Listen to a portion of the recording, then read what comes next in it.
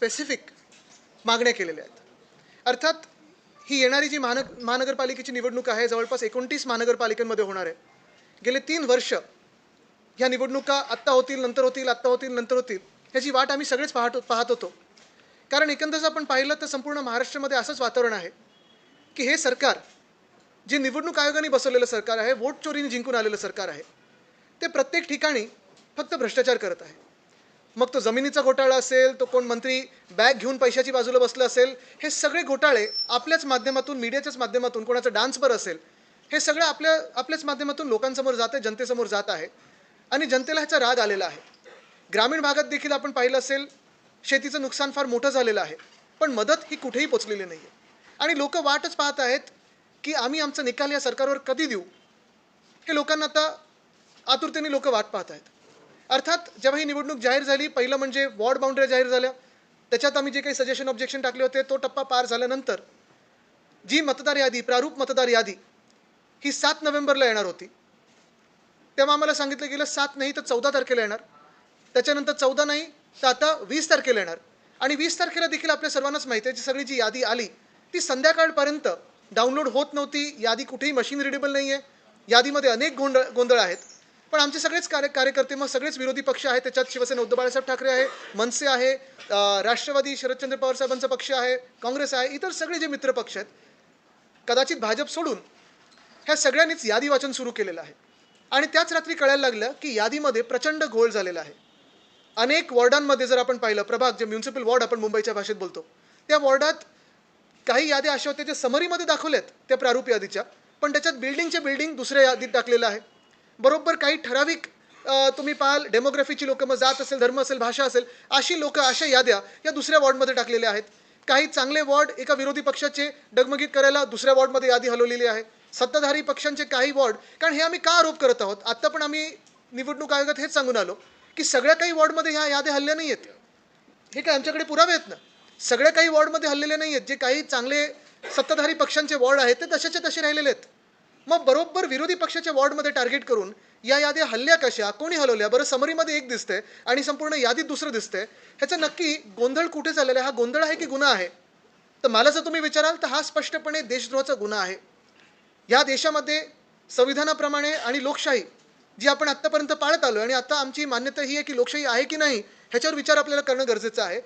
पण ह्या लोकशाहीचं जर आपण फ्री अँड फेअर इलेक्शनचं बोलत असू तर ह्या फ्री अँड फेअर इलेक्शनमध्ये कुठेही असा गोंधळ होता कामा नाही।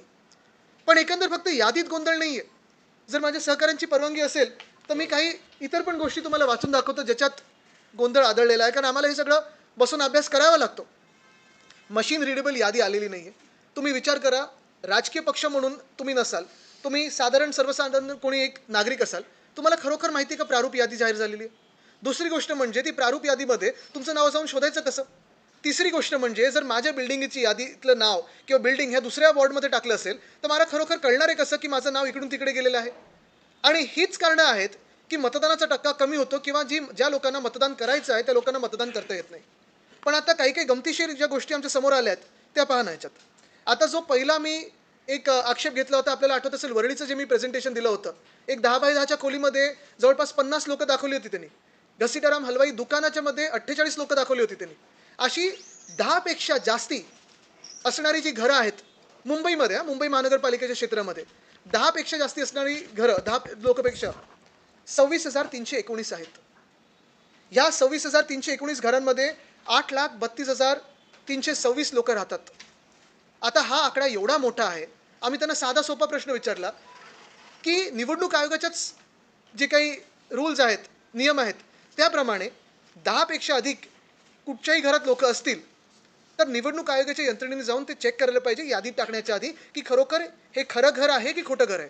चला, गुड फेथमध्ये आपण पकडू की 10% ह्याच्यातून लोक खरी असतील, परिवार खरी असतील, पण काही आम्हाला असे आढळलेत, धर्मच वेगळे, जाती वेगळ्या, किंवा म्हणजे आम्ही समाजाचं हे नाही करत इथे, पण आपल्याला पाहाल एका व्यक्तीचं दुसऱ्या व्यक्तीशी काही ताळमेळ नाही आहे। हा गुन्हा आहे की गोंधळ आहे हे निवडणूक आयोगाने आम्हाला सांगावं। तसंच जर आपण पाहिलं तर डुप्लिकेट एपिकवाले जवळपास 1,500 आहेत, ज्यांची वय 100 पेक्षा जास्ती किंवा 18 पेक्षा कमी असे मतदार आहेत ते 6,076 आहेत। एपिक नंबर नसणारे 2,500 मतदार आहेत आणि हाऊस नंबर नसणारे किंवा हाऊस नंबर न असणारे हे 6,00,000 97,887 आहेत. एवढा मोठा आकडा आहे. हे सगळे लोक जर आपण खरोखर यांना मतदानाचा अधिकार देणार असो, आणि आमचं मत असं आहे की प्रत्येक नागरिकाला, जो कोणी या खरा देशाचा नागरिक असेल त्याला मतदानाचा अधिकार आहे, युनिव्हर्सल फ्रँचाइज आहे, पण एका व्यक्तीला एकच मत असायला पाहिजे. इथे जे आम्ही बोलत आहोत ते खूप मोठ्या संख्येने, जसं विधानसभेत झालं, मग ते हरियाणाची विधानसभा असो की महाराष्ट्राची विधानसभा असो, जे फ्रॉड मतदार दिसले, हरियाणाच्या विधानसभेत तर ब्राझीलच्या मॉडेलचे फोटो वापरले गेले. जे महाराष्ट्रात झालं, वरळीमध्ये झालं, जे मी दाखवलं ते देखील आम्ही आपल्यासमोर आणलेलं आहे. पण महाराष्ट्राचा अभ्यास असेल, हरियाणाचा अभ्यास असेल, होणार आता बिहारचा अभ्यास असेल, हा सगळी एक अकॅडमिक एक्सरसाइज होती. हे हाइंडसाईटमध्ये झालेलं आहे. आत्ता संधी आहे महाराष्ट्राच्या प्रत्येक नागरिकाला की ह्या 29 जे महानगरपालिका क्षेत्रांमध्ये निवडणुका होणार आहेत, तिथे हा सगळा जो गोंधळ आहे, जो आम्ही अनालिसिस केलेली आहे, आणि परत जी निवडणूक आयोगाने केली असेल, आमच्या सगळ्या मित्रपक्षांनी केली असेल, ते खरं की खोटं हे जाणून घेण्यासाठी पहिली मागणी आम्ही जी केलेली आहे ती हीच आहे की प्रारूप मतदार यादीवर सजेशन ऑब्जेक्शनचा जो वेळ आहे तो कमीत कमी 21 दिवस असावा. आत्ता लग्नाचा वेळ आहे. परत दुसरी गोष्ट म्हणजे साधारणपणे एवढा मोठा जर घोळ असेल, म्हणजे 8,32,000 लोक जर शोधायची असतील तर आम्ही तरी शोधायची कशी, म्हणून कमीत कमी 21 दिवस सजेशन ऑब्जेक्शनसाठी वेळ मागून आम्ही घेतलेला आहे. इन प्रिन्सिपल निवडणूक आयोगाने मान्य केलेलं आहे की वेळ वाढवून देतील. ते आता किती दिवस देत आहेत त्याच्यावर आम्ही वाट पाहत आहोत. दुसरी गोष्ट म्हणजे आम्ही सांगितलेलं आहे, ही विनंती केलेली आहे की बल्कमध्ये ज्या याद्या साधारणपणे आम्ही सांगत आहोत की ही यादी इकडून इकडे हल्ली आहे, की ह्या वॉर्डची ह्या वॉर्डमध्ये हल्ली आहे. हजारो लोक वॉर्डमधून हल्लेले आहेत. एक वॉर्डचं माझ्याकडे काल जे आलं, निवडणुकीच्या वेळी साधारणपणे, म्हणजे आपला आत्ता जी ही विधानसभेची निवडणूक होऊन गेली, त्या निवडणुकीमध्ये त्या वॉर्डमध्ये 48,000 मतदार होते आणि आता 42,000 झालेले आहेत. 6,000 लोकांसाठी आम्ही एक एक एक एक एक ऑब्जेक्शन घ्यायचं कसं? आणि म्हणून आम्ही मागणी केलेली आहे की राजकीय कार्यकर्ते असो किंवा कोणी इंडिव्हिज्युअली असो, त्यांनी बल्कमध्ये जर तुमच्याकडे ऑब्जेक्शन घेतले तर ते बल्कमध्ये तुम्ही मान्य करा आणि तुमची यंत्रणा त्याच्यात लावा. मग ती पण त्यांनी आता इन प्रिन्सिपल आम्हाला ओके दिला. ते कसे त्यांचे आता नियम बदलतात आणि ते करतात त्याच्यावर आम्ही आता थांबलेलो आहे.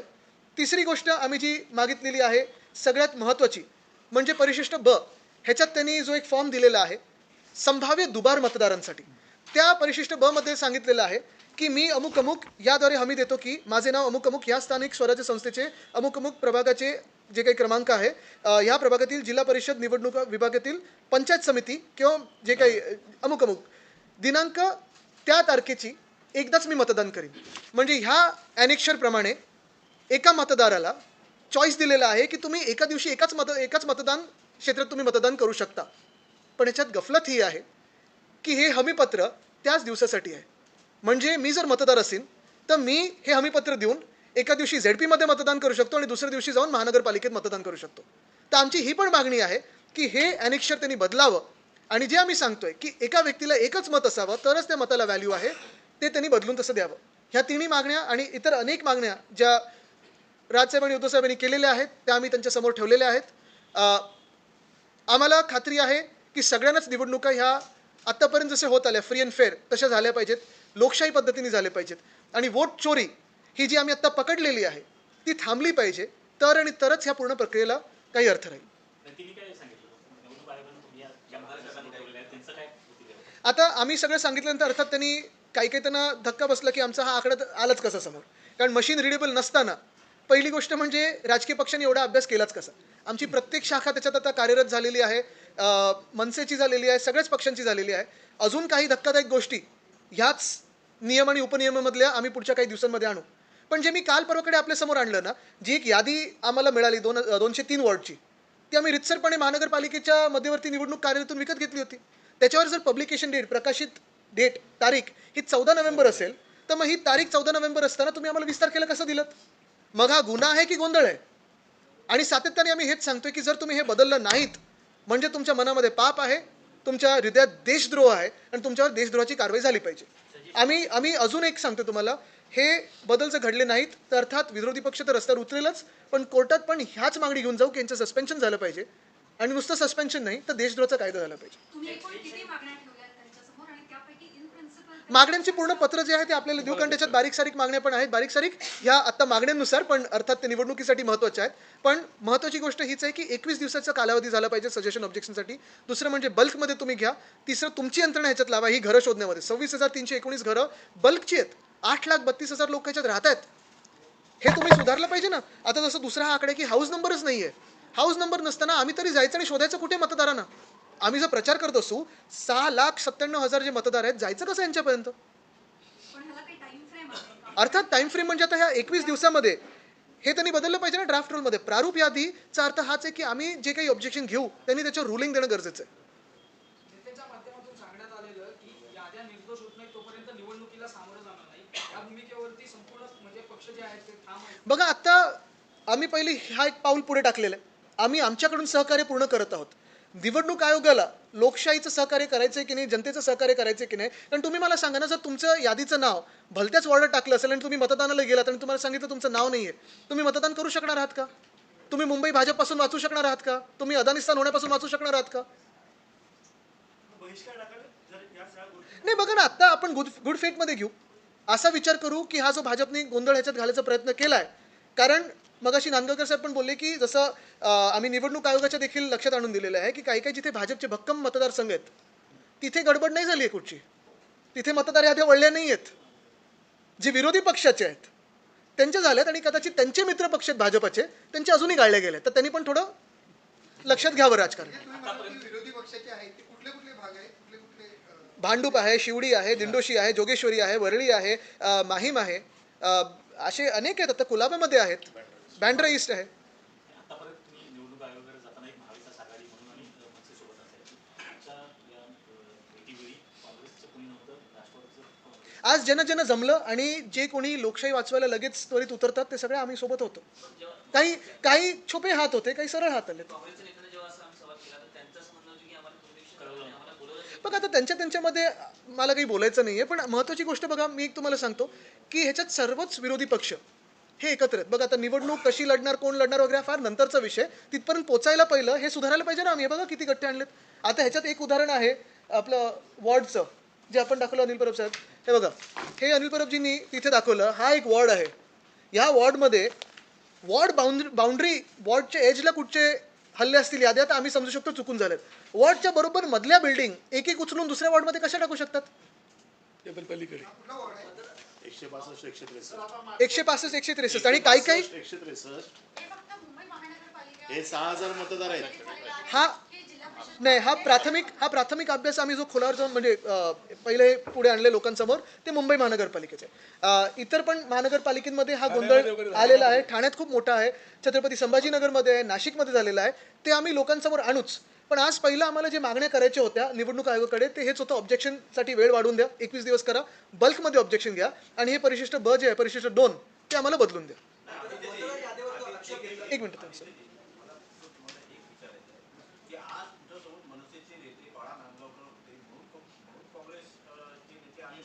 बघा तुम्हाला सांगू का, ऐका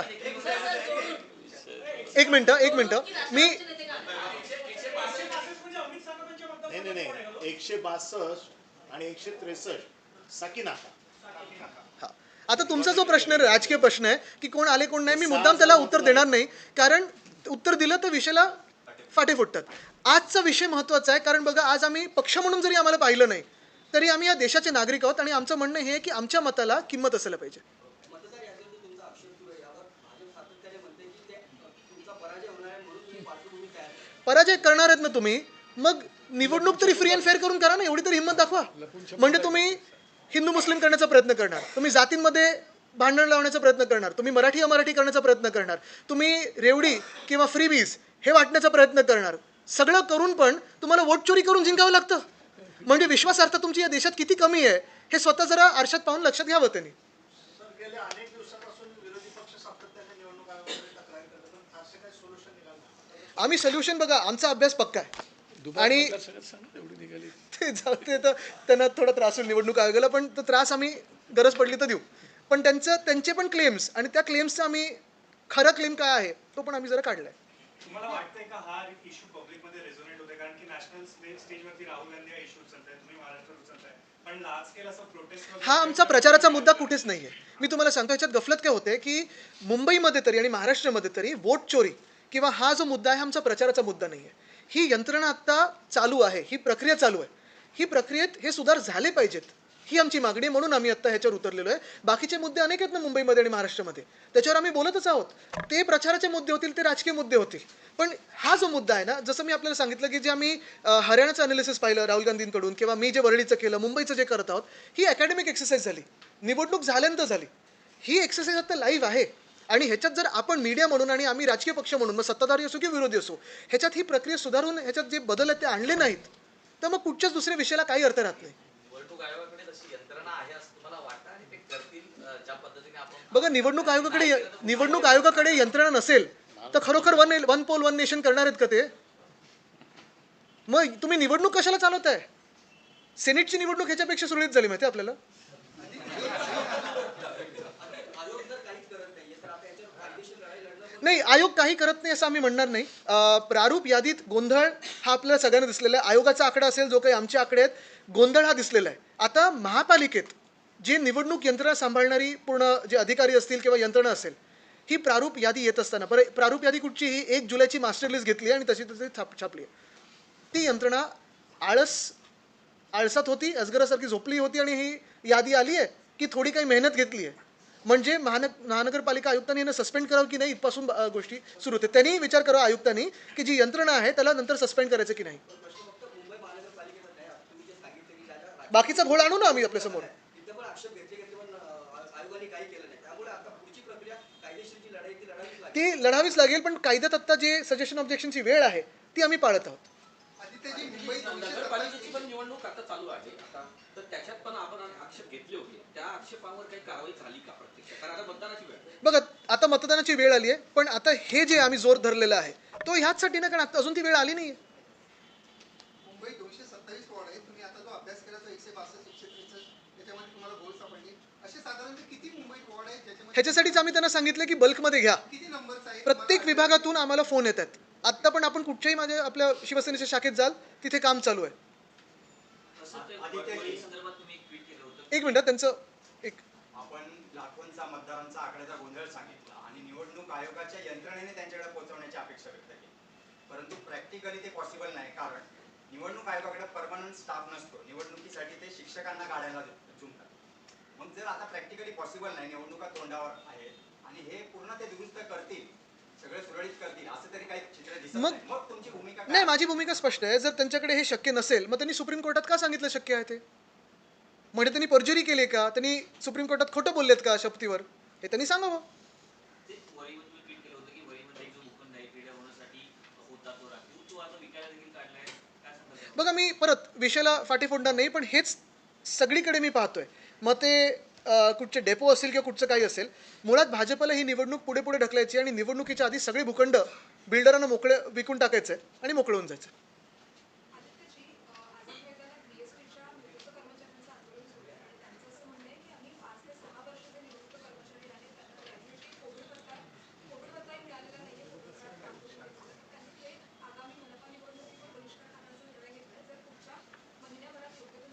ठीक आहे, आम्ही थोडा विषयाचा अभ्यास करून त्याच्यावर बोलू. आता नगर परिषदेच्या निवडणुकीचा प्रचार सुरू आहे.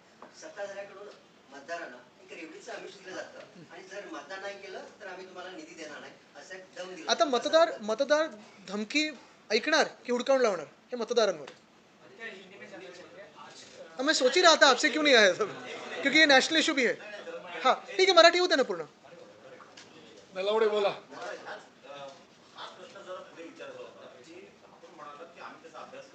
बेस्टचे कर्मचारी आहे, बेस्टमध्ये आपली युनियन पण आहे. अनेक वर्ष बेस्ट महानगरपालिकेत सुद्धा आपली सत्ता होती. हे रिटायर कर्मचारी आहे, त्याच्यामध्ये काय अभ्यास आहे? अब तुम्हाला सांगतो, जर आपल्याला उत्तरच पाहिजे असेल त्याचं, तर आपल्याला आठवत असेल जेव्हा आमचं मुंबई महानगरपालिकेत सत्ता होती तेव्हा युनियन्स बरोबर करार झाला होता की BSTच्या फ्लीटमध्ये 3337 बसेस ह्या किमान राहिल्या पाहिजेत. तो आम्ही शब्द पाळत होतो आणि 2027 पर्यंत 10,000 electric buses, 900 double decker electric buses हे करत होतो. कदाचित आमचं सरकार एकमेव असेल महाविकास आघाडीचं ज्यांनी BSTचे पगार वेळेवर जावेत ह्याच्यासाठी BSTला भरमसाठ मदत आम्ही करत होतो. ती मग फायनान्शियल असेल किंवा ॲडमिनिस्ट्रेटिव्ह असेल. तसंच आपल्याला आठवत असेल 7 ऑगस्ट 2021 या दिवशी आम्ही माहीमच्या डेपोमध्ये कार्यक्रम घेतला होता. उद्धवसाहेब मुख्यमंत्री होते, मी पालकमंत्री होतो. तेव्हा आम्ही जवळपास 750 कोटीची ग्रॅच्युइटी, आशिष टेंभुरकरजी तेव्हा चेअरमन होते, ती पण रिलीज केली होती. आणि त्यावेळी जे काही त्या कोविडच्या काळातले जे काही पगार असतील, पेन्शन असतील किंवा ग्रॅच्युइटी वगैरे असेल ते आम्ही वेळेवर देत होतो. आमचं सरकार पडल्यानंतर आता तुम्ही जरा आजूबाजूला चक्कर मारा, सिटी फ्लो ह्या प्रायव्हेट बसेसचे किती बसेस लागतात? हां, दुसरे आता मी पाहिलं मेट्रो 3 ह्याला लास्ट मेल कनेक्टिव्ह कोणाची आहे? सिटी फ्लोची आहे. का नाही BSTची लावू शकत? हे जे रिटायर्ड कर्मचारी आहेत त्यांना पण मदत करण्यासाठी किंवा त्यांचं ग्रॅच्युइटी वेळेवर देण्यासाठी, पगार आता जे इन सर्व्हिस कर्मचारी आहेत त्यांना मदत करण्यासाठी मुंबई महानगरपालिका जसं MMRDला 5,500 कोटी देते, समृद्धी महामार्गाला पैसे देते, कोणाला पैसे देते, मग स्वतःच्या BSTला का नाही देत पैसे? तर हा आमचा आरोप आहेच आणि ही आमची लढाई आहे. आमचं सरकार जेव्हा महापालिकेत बनेल तेव्हा BSTला आम्ही पुनर्जीवित करणार आहोत. पण मी जर त्या विषयाला आत्ता हात घातला तर परत डायव्हर्शन होईल, म्हणून तुम्हाला मी परत वोट चोरीवर आणतो. अभ्यास आहे तसं.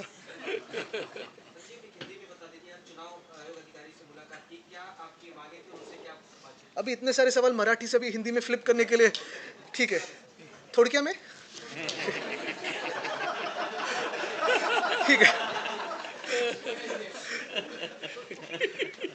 आज हमारे जो शिवसेना उद्धव बाला साहब ठाकरे और मनसे के प्रतिनिधि ने हमने चुनाव आयोग से, जो राज्य चुनाव आयोग है, उनसे मुलाकात की.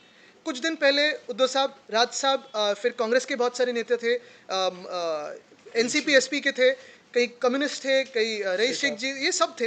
और हमने यही मांग की थी कि मुंबई में या फिर महाराष्ट्र के 29 महानगर पालिका में जो भी चुनाव हो वो फ्री हो, फेयर हो और जैसे अभी तक संविधान के अगर आप देखें दायरे में हो और लोकतंत्र के दायरे में हो.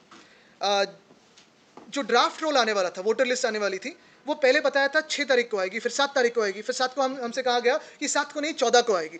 14 नवंबर को हमसे कहा गया नहीं अभी 14 को नहीं अभी 20 को आएगी.